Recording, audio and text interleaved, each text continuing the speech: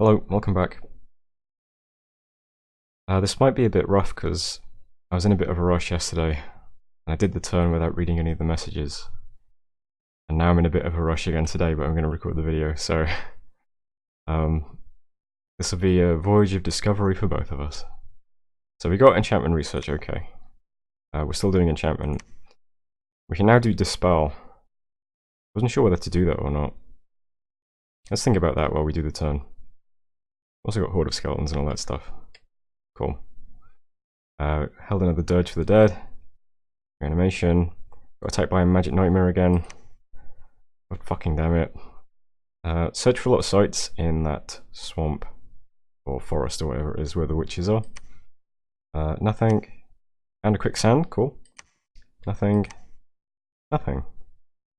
And lost some guys on a march. Let's look at the quicksand. Earth. One earth gem, okay. These battles probably aren't very interesting because it was just neutrals. We took back Dendra. Good stuff. 40 for income, okay, not bad. Spider battle in Cliffport. This was the throne. Can we learn anything from this?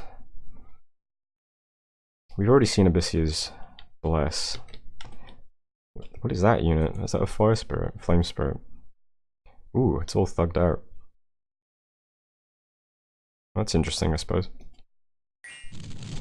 Look at this guy. No, not him. This guy with his hands in the air.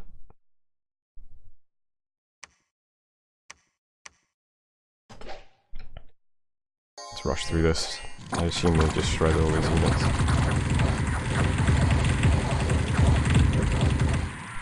Heat from hell. Okay.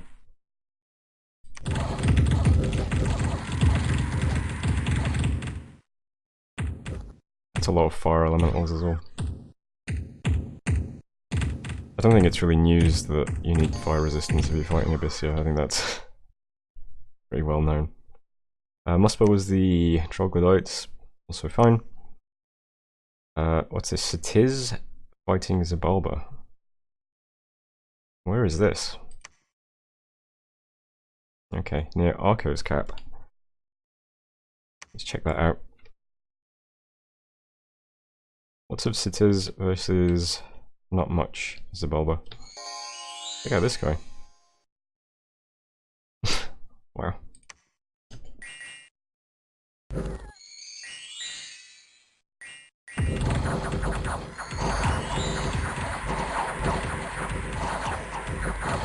Sure. I mean, whatever. That was the max. I got attacked somewhere. Lost a scout. Where was that? Over here. Okay. Unexpected events. Of course, some barbarian scouts have been caught and interrogated. Of course. In the Kazovic Highlands. Lupia, barbarian horde attacked. And Pantigrated Legacy. For a few days, the animals seemed determined to cause bad luck. Snakes and rabbits were crossing people's paths all the time. Misfortune +3. Stars are right for conjurations in 3 months. We lost the province to Barbs. The deadly disease is now spreading in Thodaz, which is here. We killed 4 diseases. We patrolled all of the unrest out of Machaka. And we lost a Rephiite Sage over here, unfortunately. We also got our first witch. Still recruiting. Still constructing palisades to get them out more quickly as well. That's it for messages. You can see a lot of red arrows. So, first thing I noticed is that there is a very, very large pair of armies on my border now from Abysia. Far more than I could defend with the swarm guys that were just sat here. So the main thing that's happening this turn is I'm moving everything I can to Ulman on move and patrol. So it will all be patrolling here next turn. Because this army can only really move into Pantigrated Legacy, but there is an army here that could move straight onto Ulman. It would be nice if he moves this army here and this army here. If he's attacking me, I don't know if he's attacking me. This might just be moving somewhere. There's 2 thrones here, I don't know if these are claimed, he could be moving down to take them. But if he attacks this army into this province and this army into this province, it would be nice to catch it off guard and smash half of this combined army early on. Especially since this province looks fairly weak, because, you know, I can move quite a lot of stuff from quite far away to defend it. So let's look at the patrollers. Ignore these guys. A few guys are casting reanimation just in case he doesn't attack, so that I can have even more skeletons here next turn. I wasn't sure whether to do this or not. I'm having 3 guys do it, which is 9 death gems, which could be used to summon a Vitanu later, but yeah, I'm going to do this. So ignore the guys who are unscripted. There's 3 of them that are just casting reanimation. Other than those guys, we have our army arranged like this. Flying units in the very back with ranged units in the middle. Skeletons in the front, and the Sacred Giants just behind. Problem number 1 in this fight is I don't have many priests in the area. I'm flying in my Malaks, who are in there somewhere, and there's also an H1 here. Those 3 guys are the only priests that I have. With the exception of my big Vitanus, or Ditanus, whatever they're called. What are they called? Ditanus.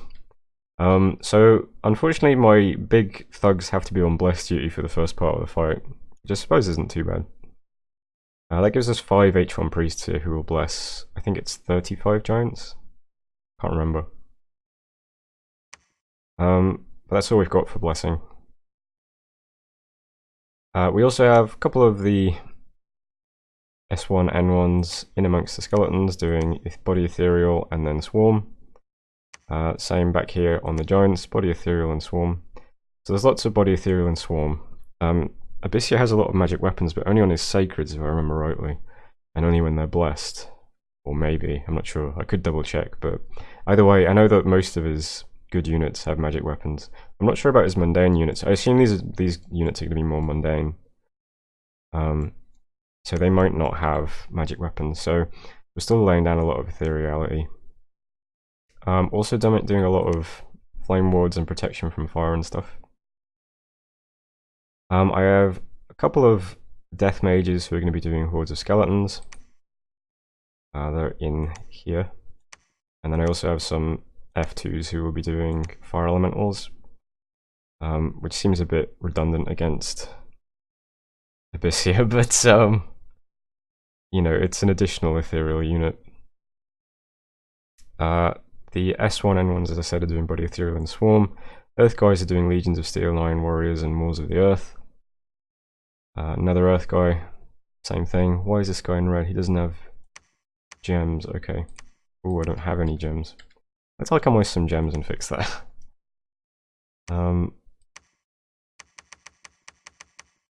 Sure. Where was I? Yeah. You can have some earth gems. Make sure this is on conservative. Earth power, legions of steel, iron warriors, Maws of the earth. Earth melt sounds pretty good. We have a big fire guy here who's going to be doing some incinerates, protection from fire, flame wards. Wasn't sure whether or not to do flaming arrows to ignite all my crossbows, because fire damage isn't going to do much, but I think that spell also makes your weapons armor piercing. I wasn't sure, but I decided not to. I don't have that many crossbows here is the thing, it's just these guys. We have a big S1 doing anti-magic just in case there's any spells going off. Another earth guy, more legions of steel, iron warriors, Maws of the earth. Fire guy, earth, same stuff. Big earth guy is going to do curse of stones. Unfortunately, this is a magic resistance negates easily spell, and I don't have any penetration boosters. But it'll hit a few people, hopefully. Help fatigue them. The big guys are set to do 3 blessings, then some defensive buffs and attack rear. Another big earth guy who's just doing the classic earth script. And another Ditanu doing the blessing, self buffs, and then attack rear. So that will all be patrolling next turn, so if he moves this stack into us, that'll fight. Now, whether or not this is a good idea or not, I don't know, because if he doesn't attack, this will almost certainly root out the scout that he almost certainly has here, which will reveal my army, which is unfortunate. But I think the risk of revealing myself to a scout is worth it for the chance to knock out half of this combined force if Abyssia is planning to attack me. So we're going to patrol here. Since we are now on a kind of panicky war footing, I'm also crafting a lot of stuff this turn, including some of the boosters that I've skipped for a while. So I'm getting a crystal coin and a bloodstone. A couple more pairs of earth boots because I'm running low on earth boots. I'm also calling a couple more Malaks as well. The Call Malak spell seems a bit expensive for what it does, but I do like having H1s that can pretty much move wherever, because in situations like this it's really useful when you can just fly some blessers to where they need to go. So I think I'm summoning 2 more Malaks this turn, which will give me 4 in my empire, which is probably enough, but I think it is nice to have a few just because of how mobile they are. So we're getting some more Malaks out. What else are we doing? Did I distribute all of my research boosters? Yes. So let's go through the orders so that I can remind myself what I'm doing. Call Malak, I said this would be a rough turn. Forging a Shadow Brand, another waste of Death Gems probably, but I thought it might be useful to have a brand that isn't fire if we're attacking Abyssia. Forging a handful of Acons and another waste of Death Gems, which is a Skull Talisman. I'm going to give these items to my Seducer. Assassin units I think work best if they have retinue items, and unfortunately these are the best retinue items I can forge. They're not very good, but we'll stick them on her and see if she can do anything to harass invading armies. I should probably move her actually. She's currently patrolling. She can move quite far though, to be honest. Okay, let's take her off patrol. Let's move her down to another nearby province that has a lab, so she can pick up those items still. There's the other Call Malak in Machako. Some earth boots, boots of the messenger, earth boots, crystal coin, yeah.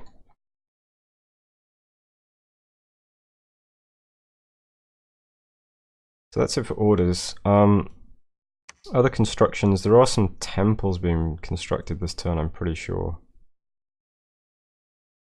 If you're keen-eyed, you might have spotted them somewhere. Oh, there's one in Shambalak. Where was that? Is that up here? Yeah.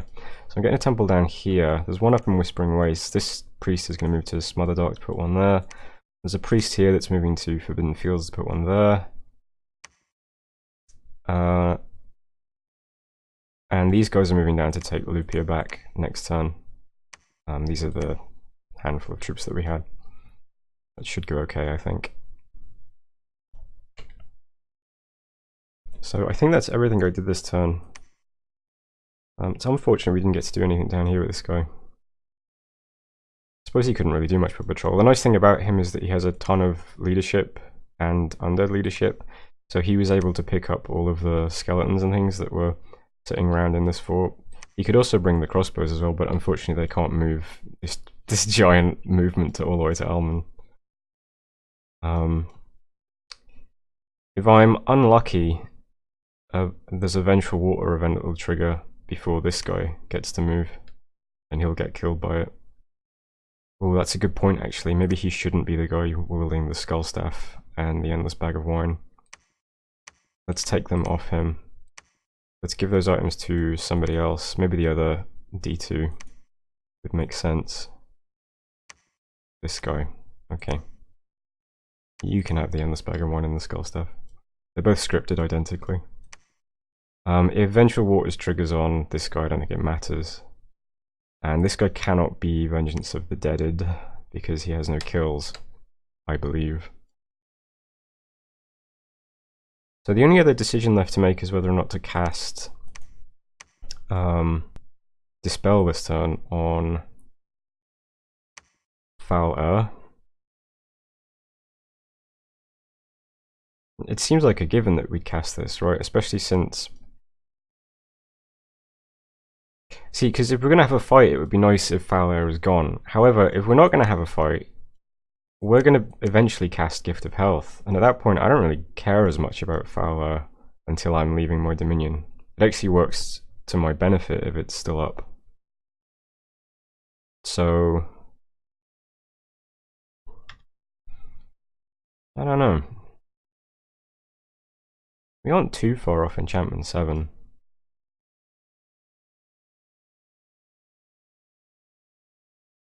I'm gonna leave it up, I think. It might be a mistake. It might be, if this is a fight that's about to take place. It might be too greedy. But let's leave it up for now. And just see what happens over the next few turns. Am I going to regret this? I do have a lot of quite large mages moving here. They're not going to take... well, they might damage themselves casting large spells, actually. Do I dispel or do I not dispel?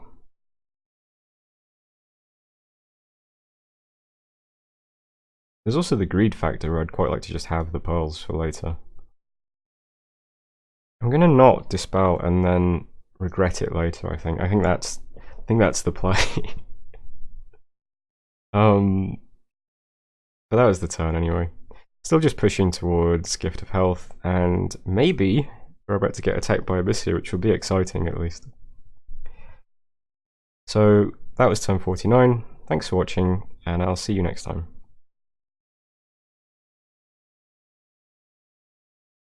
Hello, welcome back. As you can see, Abyssia did not attack us this turn. And there aren't that many messages either, but there is some stuff happening. First of all, I've been doing that thing that I don't like doing, which is actually talking to other players in the game. First of all, I've been speaking to Xibalba. I've been talking to Xibalba a bit, just about advice on how to play Ashdod. Xibalba was originally being played by someone, I can't remember who, but they like... I don't even remember, but way back at the beginning of the game, they lost the Pretender on like turn 2, and then were threatening to go AI.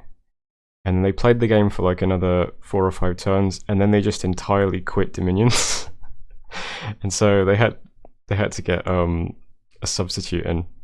And so Xibalba got taken over by JBBM, who is the guy who made the balance mod running in this game, and he's pretty good at Dominions.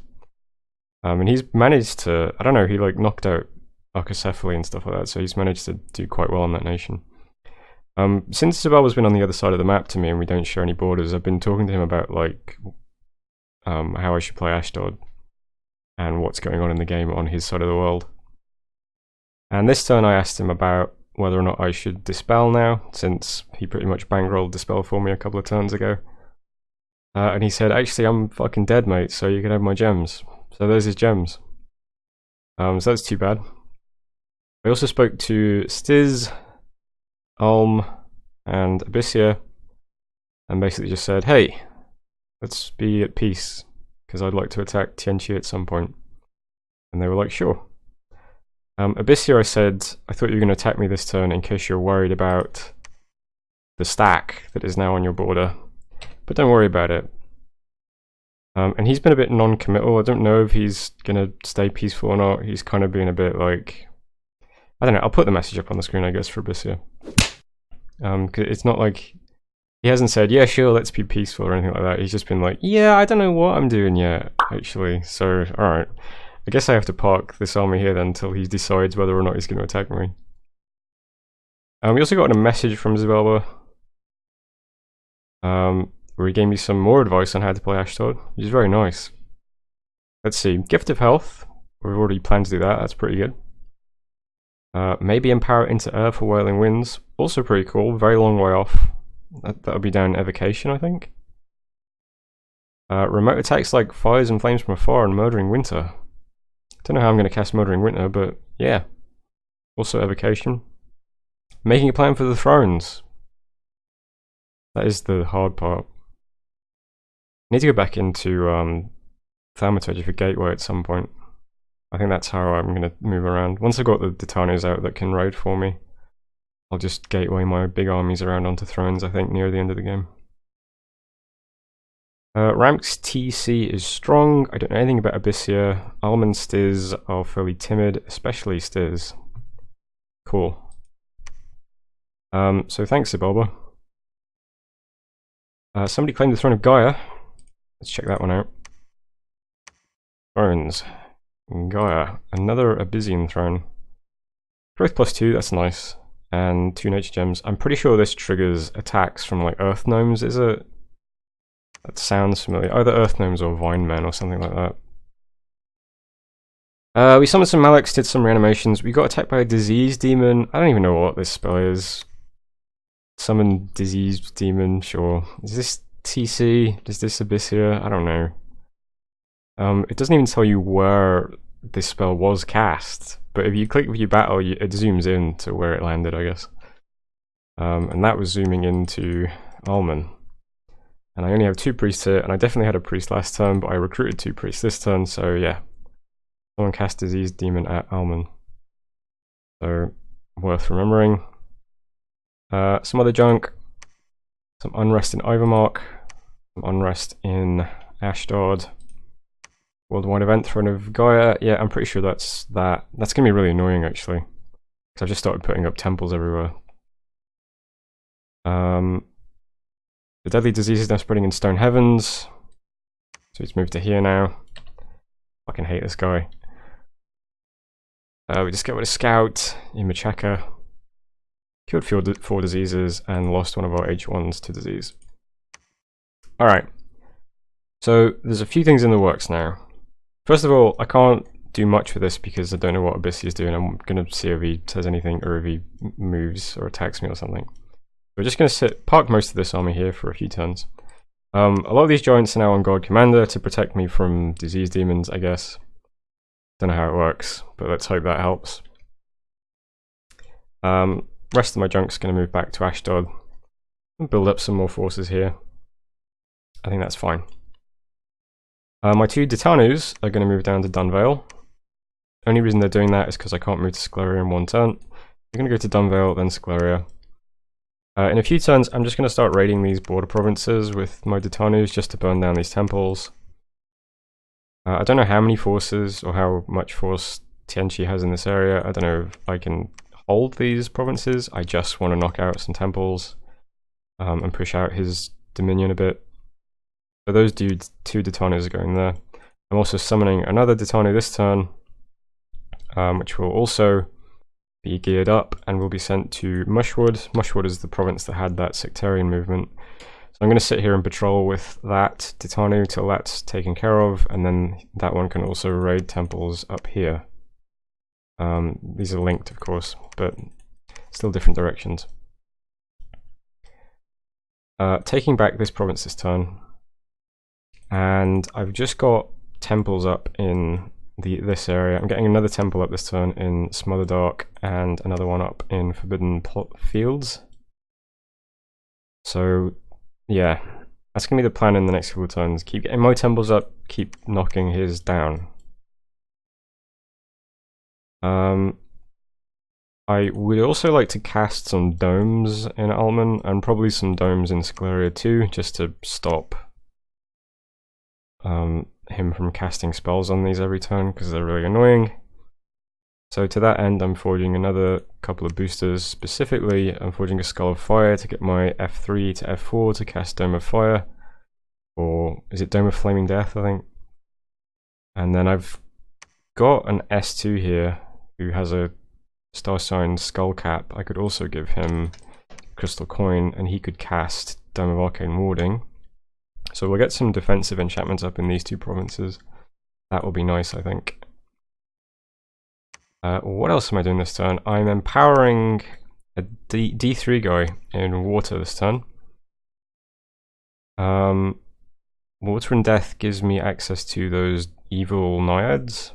It was tempting to empower a nature guard to actually summon naiads, but I figure they're not actually that useful because it's not like you can move them around. I don't know, maybe naiads would be better, but I'm going to put Water on a Death guy. And more amusingly, Water on a Death guy will allow me to summon the boat, which I think would be very funny. So we're going to empower this guy in water twice, and then we're going to forge a water bracelet and a Robe of the Sea to get him up to water 4. So he'll then be water 4, death 3. That'll let me summon evil naiads and summon the boat. And I guess it also lets me cast hidden in snow, but I don't think we have any cold mountains anywhere, so probably not. That might give me access to some other things, I'm not sure. But definitely those few things.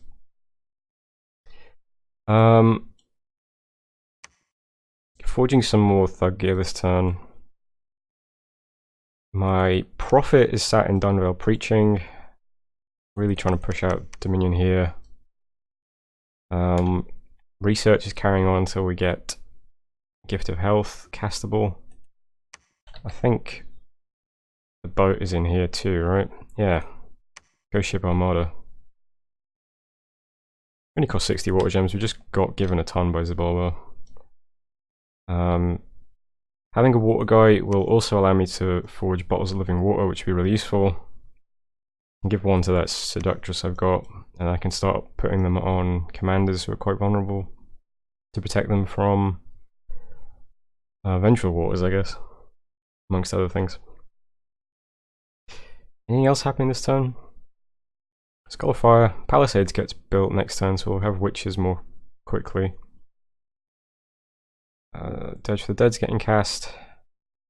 Forging another Starshine Skullcap. And forging another Ring of Regeneration with my Pretender.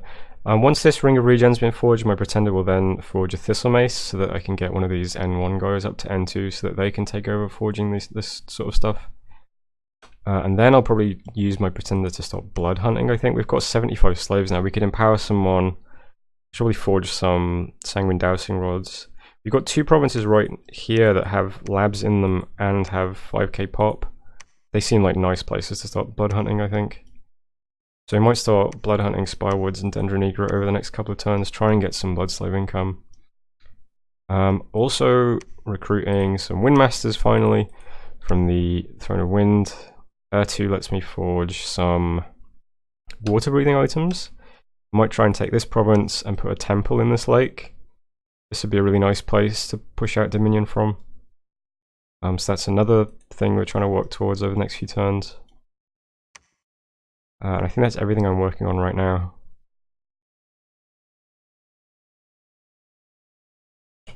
Yeah, and a few times. Yeah. Let's see how that goes. I put the province event in the provinces where I've got temples up that are just sat there. I put the province defense up to 15. It's not great in some of these. This is just horse tribe. But I'm pretty sure the Throne of Gaia, particularly in forest provinces, probably, is going to start triggering attacks. I really don't want one of these temples I've just built to get burnt down. That would be really annoying. Yep. This H1's moving to Bandolog. When I move the Ditani to Mushwood next turn, I'll also move the Priest here. And he can start preaching while my Ditani is patrolling. Try and put up some Dominion here.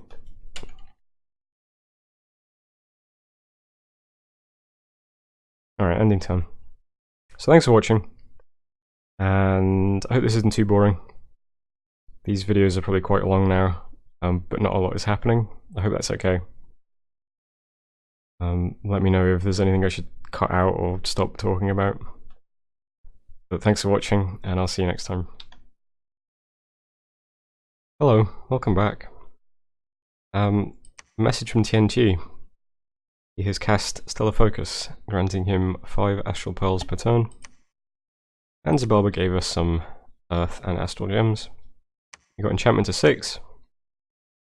We can cast a few things here. We can cast Relief with our Pretender. And Rigor Mortis as well we could cast. And Reanimate Archers, but I don't imagine that we will. Opposition, sure. Riches from Beneath we could cast. Don't think we really need the resources though. We could also do the hidden spell, I suppose. Not sure. 75 gems is a lot. That's something we could do. Could also, I guess, cast Arrowfend. I've got those Windmasters, I just need one booster. Could also cast Vapor Flames as well. I was looking at this spell. I don't think I've ever seen anyone cast this spell, I'm not sure. But it puts it makes it so anyone walking through your fort takes fire damage. Which sounds kind of interesting, I suppose. I don't know, what else do you do with fire gems? So I'll keep going until Enchantment 7. We empowered in water. Someone claimed the outer throne. Let's take a look at the outer throne. Red Dominion 2. Dominion gets magic +1 and produces 3 astral pearls. It's quite a nice throne, I'd quite like that. We cast Edge for the Dead. We got a Titania with Earth this time. We also got attacked by a disease demon again in this province that I can't remember the name of. Same one. And it only killed a priest again, even though he had a bodyguard. Which is a bit annoying. So...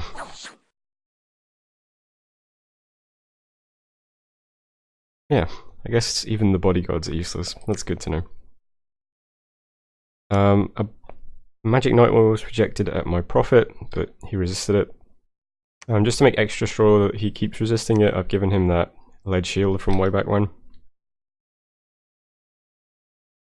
Diaportant, yeah, this is still a focus. Just 5 astral pearls. I quite wanted to cast this though, so I might try and cast it anyway and knock his off. In Lovendelon we have these Throne of Gaia events that are reducing income and resources. In Queen Forest we have a Throne of Gaia income that increased growth and income. And in Dendra we have another negative one, reducing income and resources. Worldwide event, Conjuration rituals are cheaper. The deadly disease is now in Bandar Log, good to know. Finished the Palisades in Queen Forest, and cured 5 diseases, and lost a lot of Rafiate sages to disease, unfortunately. Okay, so this turn in Alman, I've given the fire booster to Undeniably Small Pretender. He's casting Dome of Flaming Death, and Yuzia here has been given a Starshine Skullcap and a Crystal Coin to cast Dome of Arcane Warding. Hopefully that will stop people from casting spells in this province for a while. I'm working under the assumption that it's Tianqi casting these spells on me, but I suppose it is possible that it's Abyssia instead. I can see that happening. I can see me sort of gearing up to kind of attack Tianqi while it's actually Abyssia that's been plotting against me. The only reason I mention that is because Dome of Flaming Death is probably not that useful if it's Abyssia casting spells at me. But it might still burn down his lab. So now that we have an F4 guy, we could also forge the other fire booster, which would give me 2 fire boosters, which means all of my F2s can cast this spell in provinces now. And we already have 2 astral boosters, so all of my S2s can cast this spell in provinces now. So wherever I start getting remote attacked, I'm going to start putting up domes. When I finished empowering this guy and forged water boosters, I could also cast the water dome as well. And my pretender can do the nature dome. So we have some options for domes if people keep remote attacking us. So this turn, casting the domes is the main thing we're doing. I'm also forging some pills of water breathing, and I'm moving my 2 Titanias to Scaleria. One of them will be given the pills and they'll take Nuptia. It looks like Ulm's been trying to take this province as well. But we'll try and take it and put a temple up. And we'll also just patrol and preach in Scaleria. I've got a priest here preaching. It is down to 1 black candle. It was 3 or 4 at one point. So Dominion is shifting and we can start putting mages back in this province and use it as a foothold into Tianqi. I've also got a scout that's managed to stay alive long enough to scout this throne to see if there's any units there. We have my H1s just moving around now. Putting temples in random places. Got my new Ditani here. He got Earth, so I gave him the Starshine Skullcap for even more magic resistance, because he can cast invulnerability on himself for protection. Also given him a Shadow Brand, which I had. Because why not? He's going to be escorting a bunch of skeletons in addition to giants, because I'm going to patrol out the, whatever it was, the sectarian movement in this province, which might have actually been helping me, because I've gone up to 1 white candle here, I don't know. Maybe it's also diminishing Tianqi's dominion as well. Either way, we'll get rid of it. We've got a lot of temples in this area now, plus my pretender is sitting here. We've got 1, 2, 3, 4, 5, 6, 7 temples in this area. So we should be able to pump out quite a bit of dominion. And then if we start burning down these temples, hopefully we push out a bit.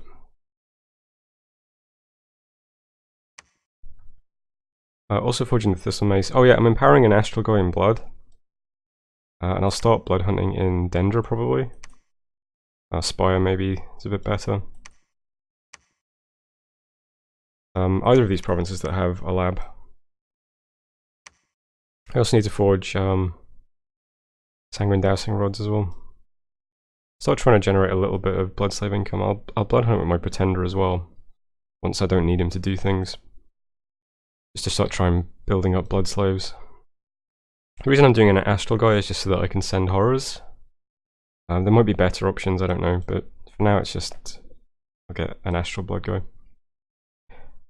And as soon as we hit enchantment, we should be in a position to cast Gift of Health and Ghost Ship Armada and Stellar Focus. There are currently there's only 1 slot left for globals, so hopefully we knock out Stellar Focus, and that gives us 2 to go in 1 slot, and then again hopefully we knock out somebody else's global and not my own.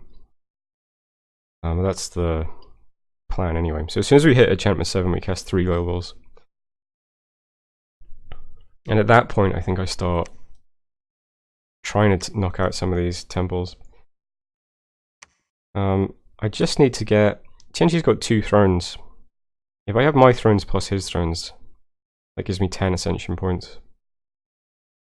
And then Ulm has another 2 thrones, which would push me over, and I can see where one of them is here. Has a palisades currently and no defense. So if I just gatewayed a bunch of giants onto this, I could probably take it quite quickly. Just not sure how to get my profit there. Maybe I need a flying item and a stealth item for my profit or something. Yeah, I have to think about that. What does my profit have? He has death too. I don't know, we'll think about it. Anything else happening this time? I don't think so. Oh, I'm going to cast a bit of Dark Knowledge as well. I'll just have one guy casting it and try and find a couple more death sites.